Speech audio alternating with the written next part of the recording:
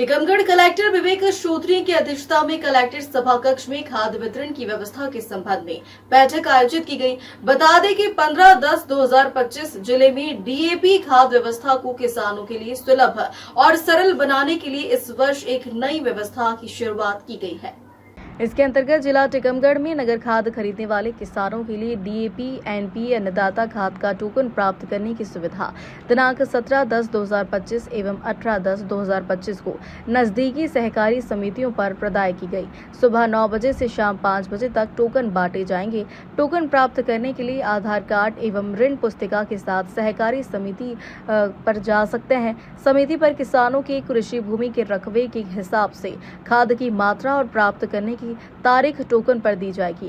खाद वितरण दिनांक 22/10/2025, 23/10/2025, 24/10/2025 एवं 25/10/2025 को डबल लॉक गोदाम व मॉकफेड की गोदाम से किया जाएगा। किसान टोकन पर लिखी हुई दिनांक को गोदाम पर पहुंचकर ओरिजिनल टोकन देने के बाद पीओएस मशीन पर अंगूठा लगाकर व नगद राशि भुगतान कर खाद प्राप्त कर सकते हैं। एक दिन में प्रत्येक गोदाम से लगभग 200 किसानों को खाद वितरण किया जाएगा। जिले में 6 गोदामों से खाद का वितरण किया जाएगा। उक्त व्यवस्था के लागू होने से नगद में खाद प्राप्त करने वाले किसानों को यह निश्चितता रहेगी कि किस दिन उन्हें खाद का वितरण होगा। साथ ही वितरण केंद्र पर अत्यधिक भीड़ और खाद प्राप्त करने की अनिश्चितता जैसी परेशानियों से बचा जा सकेगा। यह सुविधा केवल टीकमगढ़ जिले के किसानों के लिए बनाई गई है। जिले के समस्त किसान भाइयों व कृषक संगठनों से अनुरोध है कि जिले को प्राप्त डीएपी, एनपीके अन्नदाता खाद के वितरण में प्रशासन और आपके सहयोग से सुगमता व सरलता से खाद प्राप्त की जा सकती है। बैठक में सरोज राजपूत, राकेश गिरी, शिव मोहन गिरी, जिला पंचायत सीईओ नवित कुमार धुर्वे, अपर कलेक्टर शिव प्रसाद मंडराहा, एसडीएम टीकमगढ़ संस्कृति मुदित लटोरिया, एसडीएम जतारा संजय कुमार दुबे, एसडीएम बलदेवगढ़ भारती देवी मिश्रा, डिप्टी कलेक्टर सुश्री अंजलि शर्मा एवं समस्त अधिकारी एवं व्यापारी सहकारी समिति के सदस्य उपस्थित रहे। हरिशंकर जड़िया, टीकमगढ़ की खास रिपोर्ट। किसानों को खाद को लेकर एक नया नवाचार टीकमगढ़ जिले में क्या है?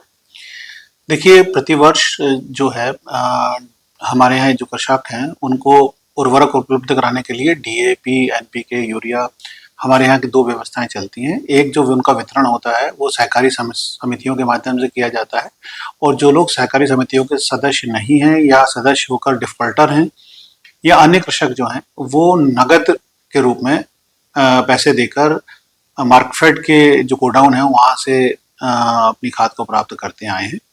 और प्राय देखा जाता है कि जब वो लोग गोडाउन में पहुँचते हैं तो उस तारीख को बहुत सारे कृषक वहाँ पर आ जाते हैं और वहाँ पर व्यवस्थाएं होती हैं, तो कई कृषक इससे वंचित भी हो जाते हैं और उनको कई तकलीफों का भी सामना करना पड़ता है। इस व्यवस्था से निजात करने के लिए पिछले 3-4 दिनों से लगातार हमारी कृषक संगठनों के साथ बातचीत हुई है, जनप्रतिनिधियों के साथ बातचीत हुई है, और हमने जो नगद वितरण वाला हिस्सा है खाद को बांटने का, उसमें एक नई व्यवस्था इस बार शुरू कर रहे हैं। और वो व्यवस्था ये है कि दिनांक 18 और 19 अक्टूबर को 2 दिनों तक जो भी ऐसे कृषक हैं जो नगद रूप में अपनी खाद देना चाहते हैं वो अपनी ऋण पुस्तिका और अपना आधार कार्ड लेकर अपनी संबंधित सोसाइटी में जाएंगे और सोसाइटी में वो अपनी जानकारी देंगे और खाद के वितरण की व्यवस्था 22 तारीख से बाद शुरू होगी। तो वो जाकर वहाँ पर बता सकते हैं कि वो 22 तारीख को लेना चाहते हैं या 23 तारीख को लेना चाहते हैं, 24 तारीख को लेना चाहते हैं। तो उनको एक टोकन इशू किया जाएगा जिसमें थोड़ी सी जानकारी रहेगी। वो टोकन लेकर खाद का वितरण 22 तारीख के बाद जो भी तारीख है उस तारीख को संबंधित गोडाउन से उनको दिया जा सकेगा। व्यवस्था ये की गई है कि गोडाउन में प्रतिदिन हमने सीमित किया है कि जितने कृषक आ सकते हैं उतने लोगों को उस तारीख का टोकन दिया जाए और उसके बाद सभी को बाद वाली तारीखों में टोकन दिया जाए। तो ये 22, 23, 24 से 25 को जो खाद मिलेगी वो गोडाउन से मिलेगी। ये खाद जो है डीएपी और एनपीके के लिए है, और उनके जो टोकनों के लिए जो लोगों को जो पंजीयन कराना है वो 17 और 18 तारीख को संबंधित सोसाइटी में कराना पड़ेगा। चूंकि सोसाइटी वाले हैं वो अपने कृषकों को पहचानते भी हैं, तो इस सब भी व्यवस्था से ये भी होगा कि हम केवल टीकमगढ़ जिले के जो किसान हैं जो नगद लेना चाहते हैं उन लोगों को, असली किसानों को इस व्यवस्था का लाभ मिले, और ऐसे लोग जो मध्य प्रदेश राज्य के बाहर के हैं या किसी उनका खरीद बिक्री वाले कार्यक्रमों में लगे हुए हैं उनको हम डिस्करेज करें।